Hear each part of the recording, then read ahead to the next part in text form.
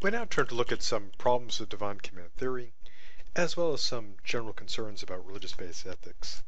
To begin with, there is the classic Euthyphro problem. The problem goes back to the dialogue of the same name, the Euthyphro, written by Plato, involving a discussion between Socrates and a character named Euthyphro. In the Euthyphro, they're discussing the nature of piety, and whether something is pious because it is beloved by the gods, or whether it's beloved by the gods because it is pious. Now this problem has been modified to a problem involving God and morality. And the problem basically is this, sort of a dilemma. Is something good because God commands it, or does God command it because it is good? Now, if things are good, or if something is good because God commands it, then its goodness would seem to be arbitrary, which seems to be a problem.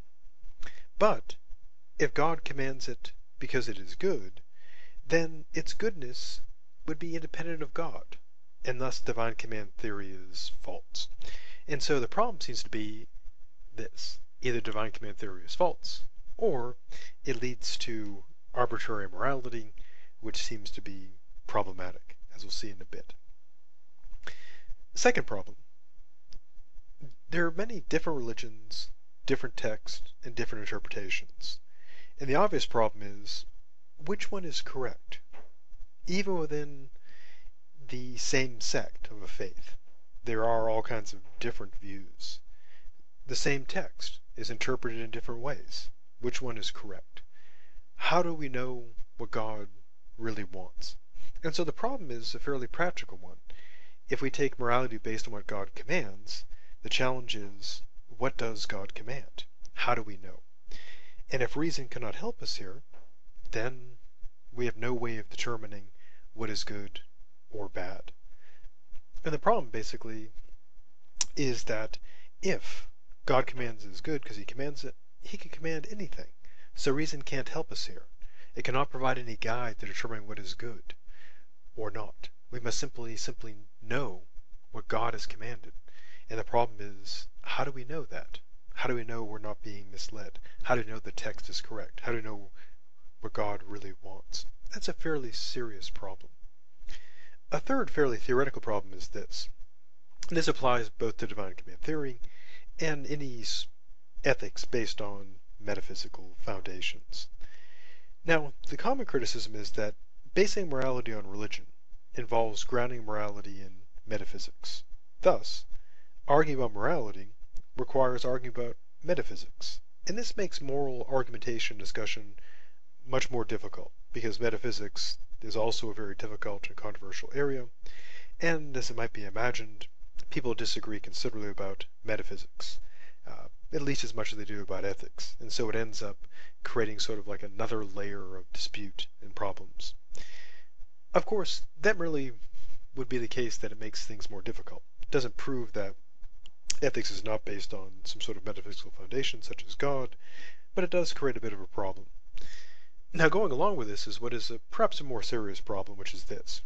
It takes morality far beyond what could be considered the realm of everyday human experience into another realm, a divine realm or some metaphysical realm. And that's regarded by some as problematic. Now sort of the stark reply to that is of course that, again, perhaps ethics is based on metaphysics, and perhaps ethics is very difficult. And of course the other reply to the fact that it takes ethics away from everyday human experience, well, perhaps that is the case. They could basically say the problem is not as serious as it might seem. Now another problem, which is sort of in a way kind of a clever logical problem, and the problem is this, with God's goodness. God is claimed to be perfectly good. Under divine command theory, since good is what God commands, this would be saying God is perfectly commanded by God, which is either circular or absurd. So, if God is good in a meaningful sense, other than God is good because he says so, that would seem to show that divine command theory is false. But if God's goodness is just, God is good because God says so, then that seems to be back to the arbitrary problem. The final problem, again, is one I've mentioned a few times, which is the arbitrariness. Since God's will supposedly determines morality in divine command theory, He can, in theory, will anything to be good and anything to be evil without limits. And this makes morality completely arbitrary, with no foundation whatsoever, except for what God happens to will. Now again, if God does operate on some sort of principle or standard, then divine command theory is false. And if he doesn't, then divine command theory would seem to be presenting an arbitrary morality in which reason is completely useless, in which we have no idea what to do or how to decide or figure out what should be going on. So effectively reduces morality to something absurd, or so the critics claim. Now, in addition to these particular problems for divine command theory, there are also some concerns, and these can apply to, religious-based ethics in general, or divine command theory in particular. The first concern is this, involving moral intuitions and actual moral practices. Now, many religious texts forbid things that are generally accepted now as moral, and permit things that are now widely accepted intuitively as immoral. For example, in Timothy 2:11-14, it is claimed that women are to submit to men. In Samuel 12:26-31, torture is presented as acceptable. In Numbers 31:118, Deuteronomy 21:18, and many more, the murder of children is endorsed. In Deuteronomy, Joshua, and other places, genocide seems to be endorsed. And infamously, in Leviticus and other places, slavery seems to be endorsed and accepted. Also, of course, there are cases in Genesis, Samuel, and Numbers, and other places of God killing people. Thus, religious-based ethics, specifically divine command theory, seems to violate common moral intuitions about what is really good and what is really bad. Thus, divine command theory seems to violate both intuitions and actual moral practices. Now, there are a couple of possible replies to this. One reply for the divine command theorist is simply to say, well, since God says it, it's good, so all these things are good, and our intuitions are simply wrong, and our practices that go against God's will are wrong. And of course the obvious counter to that is, well, how do we know what God actually wants? Because we have no way of telling by reason, and of course we have no way of discerning which religious text is actually correct.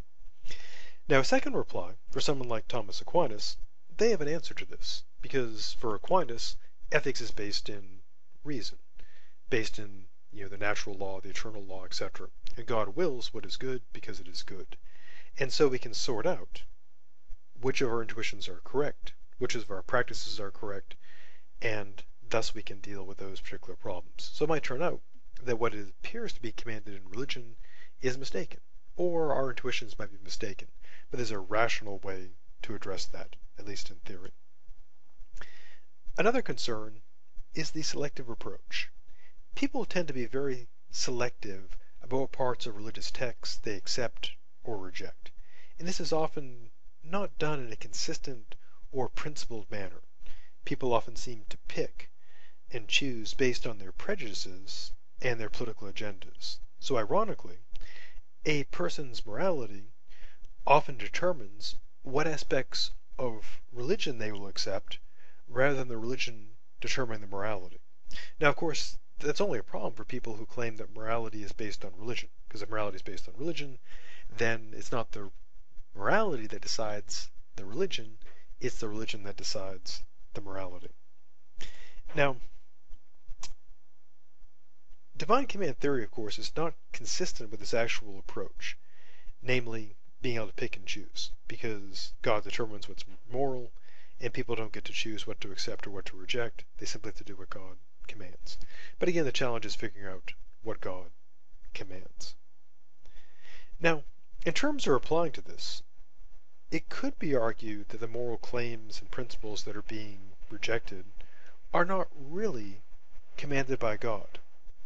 Of course, this is only a possible reply if we have some means of sorting out what God commands and what God doesn't command.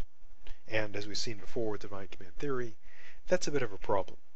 Now, with someone like Aquinas, though, with ethics being based in reason, we could sort this out. We could figure out what is the correct morality, where the texts have got it wrong, where the practices have got it wrong, and have a answer about this. Now, a final general concern is kind of a stark argument that's used to bash religious-based ethics, and it's a bad argument. And here's the way it goes. It's based on the view that because religious people have done evil things, that religion based on ethics must be flawed. And this is a common line of reasoning. People will point to the Crusades or other terrible things and say, look, religious people did this, therefore religious based ethics is wrong or false. Now, the easy and obvious reply to this is that to infer the truth or falsity of a belief based on the actions of those who merely profess to have that belief would be a mistake in reasoning. After all, to use an analogy, we don't infer that science is false because scientists have done bad things, or that science has been misused to do terrible things. For example, scientists have backed theories of race and eugenics and brought us things like atomic bombs and biochemical warfare. We don't therefore infer that, well, since scientists have done bad things, that science is false. Likewise, the mere fact that religious people have done evil things does not entail that religion is mistaken, or that the ethics of religion is flawed. Now, the behavior of people who do terrible things while professing faith does raise questions about their faith, and it does raise questions about what is the actual foundation of the faith, but merely pointing out that someone who's religious or claimed to be religious has done evil things doesn't prove that there is not a religious foundation to morality, and it does not prove that a particular faith is mistaken. And so that's not a fruitful line of attack against religion. Unless, of course, it can be shown that the religion itself is inherently evil, in which case this would show that the religious-based ethics would be flawed. And that brings us to the end of our look at religion and ethics.